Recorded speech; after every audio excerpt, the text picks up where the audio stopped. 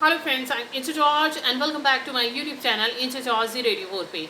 कभी कभी प्यार के दो बोल ही इंसान को ज़िंदगी दे देते हैं, जो कि बहुत सारी अच्छी सुख सुविधाओं से, अच्छे फाइनेंशियल से या फिर अच्छी ट्रीटमेंट से बढ़कर होते हैं। एक समय की बात है कि एक टीचर जो कि 5th क्लास की क्लास इंचार्ज थे, वो आते हैं और आकर सब बच्चों को हमेशा बोलते हैं I love you to all. लेकिन टीचर को अच्छी तरह पता होता है कि वो सब बच्चों को इक्वल प्यार नहीं करते हैं। उस क्लास में एक छात्र होता है जिसका नाम होता है बबलू। बबलू जो होता है वो अपनी क्लास में बहुत ही रफ एंड टफ सा बन के आता है। उसके शू के लेसिस खुले होते हैं, बाल बिखरे होते हैं और यूनिफॉर्म भी अच्छी नहीं होती है, मतलब हमेशा डर्टी होती है। तो मैम जो होती हैं उसके ऊपर बहुत गुस्सा होती हैं और हमेशा उसके ऊपर कुछ ना कुछ क्लास में एग्जाम्पल टिप्पणी चलती रहती है, जिसके कारण बबलू जो होता है हमेशा मुंह नीचे करके बैठा रहता है और किसी से कुछ नहीं कहते हैं। एक टाइम ऐसा आता है कि उनका जो सेमेस्टर है वो ख़त्म हो जाते हैं और पेरेंट्स मीटिंग होती है। तब उसके मार्क्स जो होते हैं बबलू के वो बहुत ही कम आते हैं, तो प्रिंसिपल के पास मैम लेके जाते हैं उसका रिपोर्ट कार्ड और बताते हैं। तो प्रिंसिपल उनसे बोलता है कि हाँ, इसके इतने कम मार्क्स आए हैं, तो इसके मदर फादर, मतलब कि इसके जो पेरेंट्स हैं, सॉरी मदर फादर बोल दिए, इसके जो पेरेंट्स हैं उनको कितना बुरा लगेगा।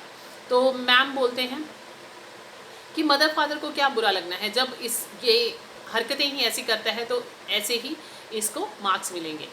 तब प्रिंसिपल क्या करते हैं, वो बच्चे के, बबलू बच्चे के रिपोर्ट कार्ड जो है वो मैम के पास भेजते हैं, जो कि लास्ट ईयर के होते हैं। तो लास्ट ईयर के रिपोर्ट कार्ड मैम पढ़ते हैं तो उसमें सबसे अव्वल नंबर जो है वो राजू का आया होता है। तो वो बहुत हैरान होते हैं कि हाँ, ये ऐसे कैसे हो सकता है कि इस बार तो इसके बहुत कम मार्क्स आए हैं और लास्ट टाइम कैसे इतने ज़्यादा हो सकते हैं।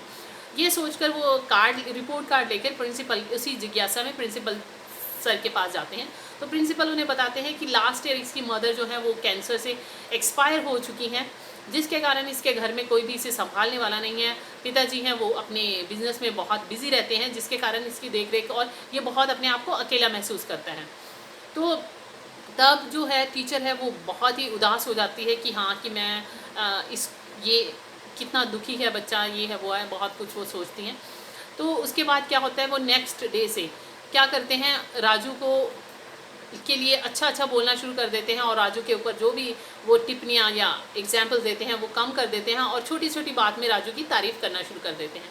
ऐसे ही कुछ समय बीतता जाता है, 1-2 महीने बीत जाते हैं, तो राजू में बहुत सारी चेंजेस आती हैं। वो अपने जो है शूज़ वगैरह हैं वो अच्छी तरह टाई करके आता है, बाल भी उसके बिखरे हुए नहीं होते हैं, वो अच्छी तरह से उसको कॉम करके आता है और अच्छी ड्रेस पहनना शुरू कर देता है। गंदे ड्रेस की जगह वो साफ़ सुथरी ड्रेस पहन के आता है और बहुत ही ज़्यादा खुश हो जाता है। तो वो धीरे धीरे करके उसमें बहुत सारी ऐसी चेंजेस आती हैं, जिसके कारण कि टीचर को भी देखने में बहुत खुशी होती है कि हाँ, वो फिर राजू के लिए अच्छी अच्छी एग्जाम्पल देती हैं कि देखिए राजू जो है वो इतना चेंज हो गया है, राजू जो है ये है वो है, ऐसे करके। तो वो अपने आप को बहुत ही ज़्यादा चेंज कर लेता है और वो फिर भी क्लास में पढ़ना लिखना दोबारा से शुरू कर देता है। तो मेरा ये कहानी का यही मकसद था कि अगर आप किसी बिगड़े हुए इंसान से या किसी बुरे इंसान से या फिर जो कि अच्छा व्यवहार नहीं करता है, तो पक्का उसमें किसी न किसी चीज़ की कोई प्रॉब्लम होगी या जिसके कारण कि वो ऐसा रिजिड हो गया है। तो हमें हमेशा उसकी बुराइयों को ना देखते हुए हमेशा देखना चाहिए कि अगर वो बुरा है तो उसके पीछे क्या रीज़न है जिसके कारण कि वो ऐसा बिहेव कर रहा है। उस रीज़न को दूर करने की कोशिश करनी चाहिए और उसे पूरा प्यार देना चाहिए कि अगर हम उससे अच्छी तरह बात कर लेंगे तो वो जो है वो काफ़ी बदल सकता है। तो जैसे कि एक पिक्चर मैंने देखी थी तारे ज़मीं पर, जो बच्चा था वो बहुत ही मतलब कि उसको भी प्रॉब्लम हो गई थी, वो अकेला रहता था, कंपैरिजन होता था और भी बहुत सारे उसमें प्रॉब्लम हो गई थी, जिसके कारण कि वो अपनी क्लास में बहुत कम मार्क्स लाता था। लेकिन जब वो बच्चा हॉस्टल में जाता है या फिर उसे हॉस्टल डाल देते हैं और जब Aamir Khan as a teacher उससे बात करता है तो वो उसमें बहुत सारी चेंजेस आती हैं और वो बच्चा जो है वो क्लास में मतलब कि अच्छे मार्क्स लेके आता है और उसका ध्यान जो है वो स्टडी में लगना शुरू हो जाता है। तो इसलिए कभी कभी ऐसा होता है कि किसी इंसान को किसी चीज़ की कमी होती है और उसे पूरी जो उससे मिलना चाहिए वो नहीं मिलता है, तो वो उसी चीज़ को लेकर वो काफ़ी ज़्यादा वीक अपने आप को फील करता है, वो डिप्रेस हो जाता है। तो हमें अगर हमारे छोटे से अच्छा बोलने से किसी को ज़िंदगी मिलती है या किसी की लाइफ चेंज होती है तो हमें हमेशा अच्छा बोलना चाहिए।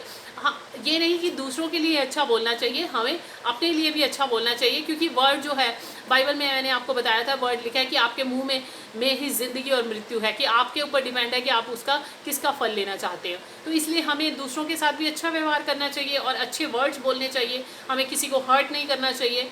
और अगर हम ये सारी बातों को अपनाते हैं तो हमें दूसरों के लिए अगर जब हम अच्छा करेंगे तो हमें बहुत ही ज़्यादा इम्यूनिटी बूस्ट होगी, यानी कि हमारे अंदर एक नई स्ट्रेंथ होगी, एक नई खुशी होगी, और हम दूसरों के प्रति अपने आप को सॉफ्ट रखना सीख जाएंगे और दूसरों को बुरा नहीं बोलेंगे, और हमारी लाइफ जो है चेंजेस हो जाएगी और हमें खुशियाँ ही खुशियाँ मिलनी शुरू हो जाएंगी। अब नेक्स्ट टॉपिक में मिलते हैं, नेक्स्ट वीडियो में मिलते हैं नेक्स्ट टॉपिक के साथ। तब तक के लिए bye bye, take care and stay blessed.